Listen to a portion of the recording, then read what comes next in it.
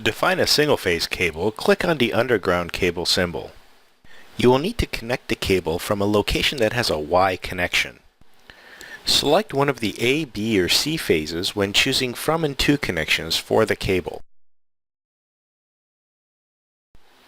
A single-phase underground cable is visualized by a broken line, as shown here. The cable editor is organized as 3 panels, each exposing a higher level of data complexity. The first panel allows designers to provide basic information such as the cable's name, its length, and size. The second panel goes a little bit deeper and allows cable material and ampacity along with protective devices to be defined. From and to connections can also be directly accessed from here. The third panel exposes the cable sequence, resistance, reactance, and capacitance data, rated temperature, and construction information. Note that for single-phase cables, we only define positive sequence values. In order to simplify the design workflow and minimize the need for nameplate data, a library of cables is included that provides typical input data for a desired cable type.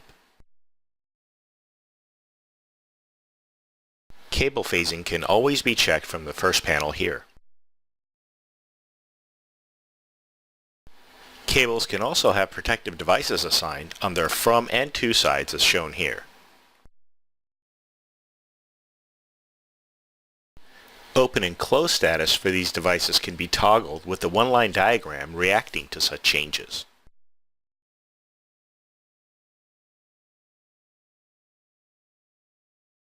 Although multiple cables can be physically connected in parallel between any 2 connections, users can achieve the same effect by simply increasing the number of cables in parallel.